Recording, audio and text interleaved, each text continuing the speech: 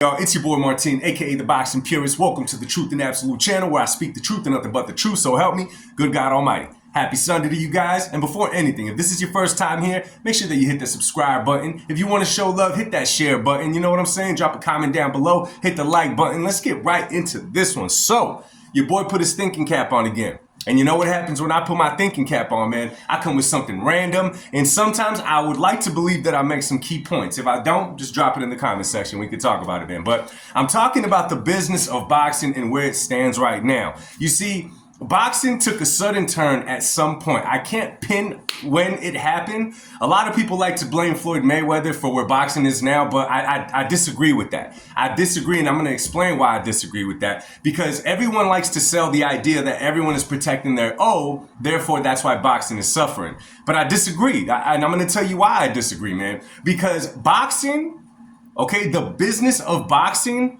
really needs to humble itself, and it needs to humble itself fast, because if not, we're going to end up losing all fights to Saudi Arabia, which again, it's cool for them, but for us here in the US, it kind of kills our culture. And what do I mean by that? You guys already know what I'm talking about. If you're a boxing fan, you get excited for those fights happening on Friday night. You get excited for those once upon a time pay-per-view events happening on Saturday night. You know, when you invite your boys, you invite your people, you know, you have some drinks, some laughs, some food.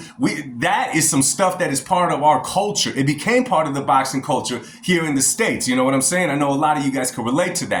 But I don't think it's the O that affected the boxing business more than the business getting greedy and just kind of building fighters' reputation from how popular they are. You know what I'm saying? By how much social media following they have. Okay? I'm going to give you guys a perfect example, man. Right now, and it's been like this for quite some time now, it seems like anytime there's going to be a name, okay, and when I say name, it's the people that are known even to the casual boxing fan. People that you might run into on Instagram, on Twitter, on TikTok, wherever it may be, that's how you know the name. You're not a fan of boxing necessarily, but you hear these names pop up, therefore you get familiar with them. Okay. In my opinion, what happened is that they try to make every fight that has a name a pay-per-view event. Okay? Every damn fight. There was many fights that happened, y'all. I would say, hell, I'm going to go on a long shot and say 80% of fights have been happening for the last maybe 10 years. That should have never been a pay-per-view fight. It should have never, ever been a fight that was on pay-per-view. Okay? Now, let's take a look at boxing right now. Let's just talk about Canelo first. Canelo right now, as of right now in his career, people may not like the way that he chooses his opponents, right? He makes events, okay? And they're always on pay-per-view. But you gotta remember, Canelo fights, he's earned a spot right now where people are gonna pay to watch Canelo. It's not gonna hurt the sport because he's still gonna pack an arena. He's still gonna sell pay-per-views. At this point, they're just trying to get a glimpse of a soon-to-be legend before he exits the game. So people are gonna be paying to watch him fight, and it's going to generate revenue for the sport of boxing. Okay, this is where it takes a turn, and this is where it gets ugly. The problem is you got many fighters, okay, that only want to be on pay-per-view cards when they're not pay-per-view type fighters. Now, you could get away with that for a little bit, as the boxing world has. Okay, prime example, Tank Davis. How many fights that Tank has been on pay-per-view were actually pay-per-view worthy? Okay, I'm going to say one, and that's the fight with Ryan Garcia. And that's because, again, Ryan Garcia was a B-side that brought a lot of people into the game to watch the fight. And that is why the fight did as good as it did. Okay, I think it was 1.2, 1.3 million viewers for that fight. And that's with streams still happening on the side. So, okay, we could okay that one. But Tank versus Rolly? Tank versus Pitbull? Tank versus Hector Garcia? The upcoming Tank versus Lamont Roach, those are not pay-per-view fights right there, y'all. They should not be charging the boxing public $70, $80, $90, whatever it is they're charging us. You know what starts to happen? At this point, you only know, and I'm not talking about boxing fans, I'm talking about the casuals that I was talking about before. What starts to happen is that people lose interest because they don't even know who these guys are, and somehow they're over there trying to put them on a pay-per-views. And these pay-per-views are not $20 pay-per-views. These are expensive pay-per-views, okay? Now, you want to build every fight to be that. Now, listen. As of right now, the Canelo fight or any of the heavyweights that are fighting overseas, those are pay-per-view worthy because people are always going to pay to watch the big men. Okay, they just have to have a slight name behind them, but in their eyes, watching the big men, they're going to see a slugfest. They're going to see somebody drop. They're going to see a knockout because those guys are so much bigger and stronger that although they could get technical, Okay, although they do have a boxing IQ, the chances are that there's going to be a knockout in one of those fights. So it doesn't matter if it's Andy Ruiz, it doesn't matter who it is or whatever, right? People are more than likely going to pay for a heavyweight fight.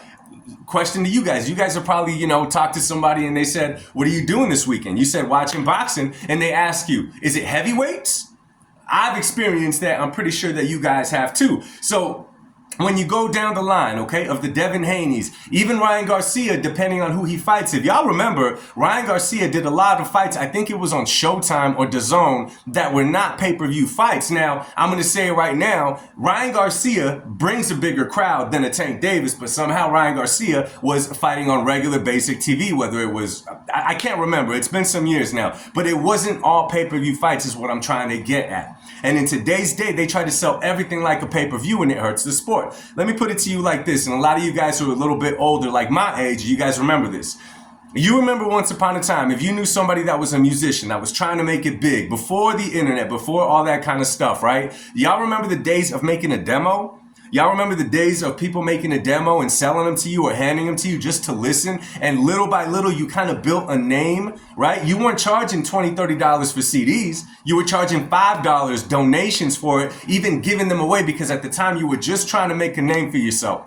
Now, the person that might not even be interested in the genre of music that you're producing knows who you are. They're familiar with you, okay? So if one day you tend to make it on a big stage, they remember, hey, I remember that dude. I remember that girl. I got their demo in such and such place. I got their demo in such and such place. I saw them perform at a local bar. I saw them perform at a local restaurant. Now it starts gaining popularity. In today's day, in the world of boxing, all they have to do is have an Instagram account, a shout out by Floyd Mayweather, see them training, look at them sparring, beating up somebody that we don't even know who it is, and they want to sell this person to you like a pay-per-view star. Does that sound familiar? Look at that new kid, the one that looks like a baby Tank. What's his name? Colton, I don't remember his name. You guys know who I'm talking about. Right now, there's a video of him out there beating someone up and sparring, just a punching bag. He's just teeing off on this dude. That is enough right there for a lot of people to gain interest. It's not enough right there to go and sell him as a pay-per-view star. That is what hurts the sport of boxing. And then these guys start seeing, well, hey, he's getting a payday. He's getting a payday. He's getting a payday. And what happens? They don't want to fight because now protecting your reputation is not by fighting. It's by not fighting. Okay? They don't want to take a chance and lose the possibility of being on a pay-per-view and getting a bag. Therefore, they rather not fight and just wait for a big fight. Okay, we see this with Shakur Stevenson. Okay, we see this with, Teofimo Lopez. And I like all these guys. I'm not hating. I'm just talking about the way that the boxing game is working. These guys have people who handle them. These guys have handlers. They have promoters. I'm going to blame the promoters, and a little bit, I'm going to blame the fighters because, listen, if I'm trying to make a name for myself, okay, I'm trying to make a name for myself. I'm going to say, yo, put me anywhere. Put me on ESPN. Put me on whatever, okay? Let's get my name known out there. Not just by someone seeing you hit mitts on the Instagram, not by somebody seeing you beat the hell out of a punching bag on the Instagram. What does that do? Okay, that's become so common that people are just gonna swipe right through it because at the end of the day, what does that prove? Now, if you're fighting on ESPN, now if you're fighting just on regular TV, the casual fan could be flipping through channels, okay, and say, oh, I'm going to watch this fight, okay? I don't know who they are. I may have heard the name a little bit, but now you're watching them fight on regular television, and depending on how they perform, you might now want to pay to watch them in a pay-per-view fight against somebody else. The problem is that's not happening anymore. These fighters want to blow up their IG, blow up their following, right? They want to make a YouTube episode of a day in their life and think that they're a star. Well, listen. You may be a social media star, but you are not a boxing star. And guess what? It's boxing that takes the hit. So in my personal opinion, and you guys can tell me if you agree or disagree, we can talk about it. It's that's killing the sport of boxing. That's why everybody's just going over to Saudi and fighting with Jive Turkey because he's paying these fighters and he's making it. The only problem is it's hurting it here in the USA. Okay? That's the problem. Are we going to just only watch fights when there are events like Jive Turkey is putting it together? That lets me know that there's not many boxing fans left, right? If you cannot turn on the TV and just watch regular dudes fight because you just got used to everything being a big event and it's not somebody that you're familiar with on social media, That is also part of the problem. So in my personal opinion, man, a lot of the boxers, the boxing business as a whole, needs to humble itself before we completely lose this sport that we love in America to overseas, and it's just gonna kill everything. Let me know what y'all think in the comment section down below. I love to engage with y'all. God bless y'all. I'll speak to y'all soon. Peace.